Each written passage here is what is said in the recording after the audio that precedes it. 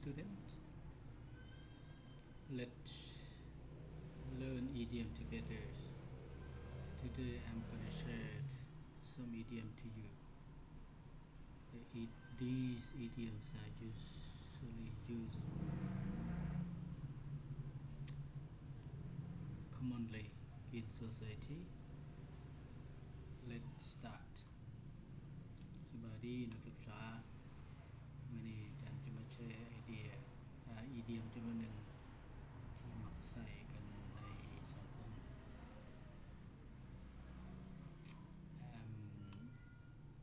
อีเดียมจำนวนนี้นะส่วนใหญ่จะมักใส่เป็น informal บางอันก็ formal ก่อนอื่นหมดถ้ามาเริ่มเข้าใจความหมายของมันก่อนคำอธิบายคือตัวอย่างข้อที่1อ่านว่า on earth แปลว่าใส่เพื่อเน้นปัญหาใดหนึ่ง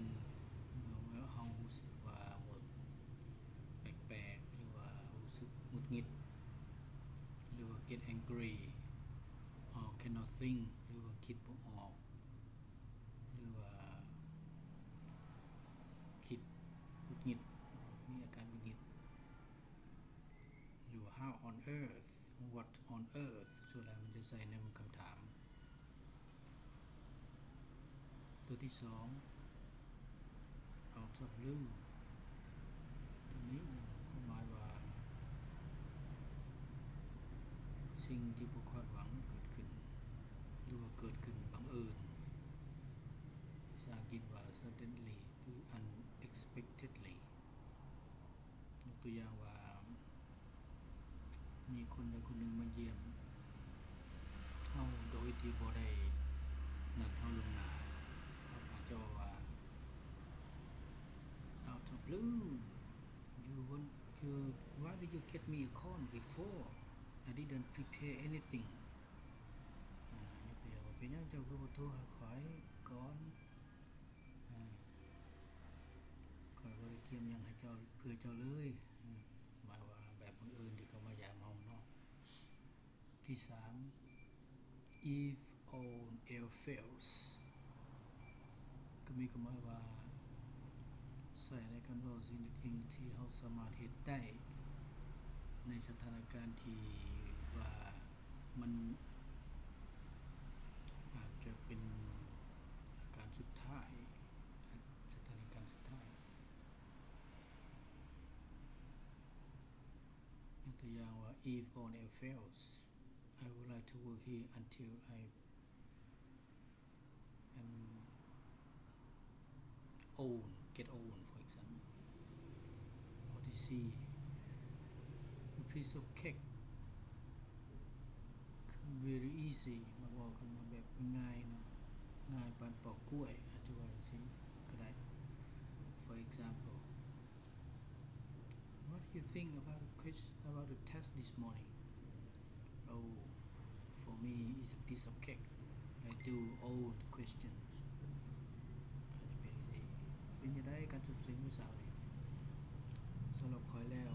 ง่ายปานปอกกล้วยข้อยเฮ็ดได้หมดอันนี้นะข้อที่5 like mad ก็เป็นอีเดียมนิยมมักใช้อีกอันนึงมีความหมายว่า very fast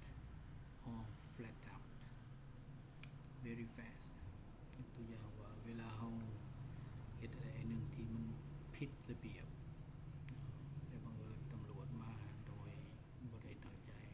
โดยแบบดักซุ่มแล้วเห็นพอที่ว่าเห็นตำรวจหรือเห็นผู้ใดคนหนึ่งที่เฮาคิดว่าบ่อยู่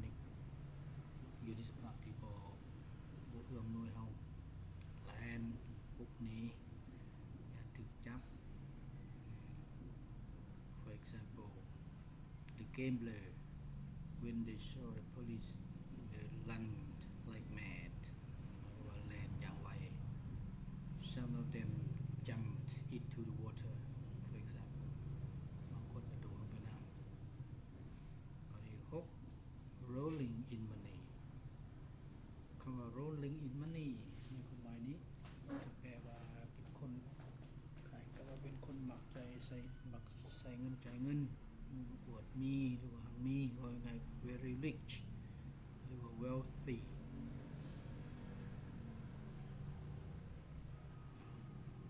ข้อที่7 without fail ก็คือ always doing something for example did you call to your mother every weekend yes I do I call to her every weekend without fail ตัวนี้เป็นลักษณะขย้ำ every time every day always มันก็คือข้อที่8 ring a bell ตัวนี้เฮามักใช้กันหลายเนาะเป็นคำที่นิยมใช้โดยทั่วไปความหมายก็คือ get familiar to you หรือ well known in public คล้ายๆกับเป็นแบบบ่ทางการก็ได้หรือทางการก็ได้ยกตัวอย่าง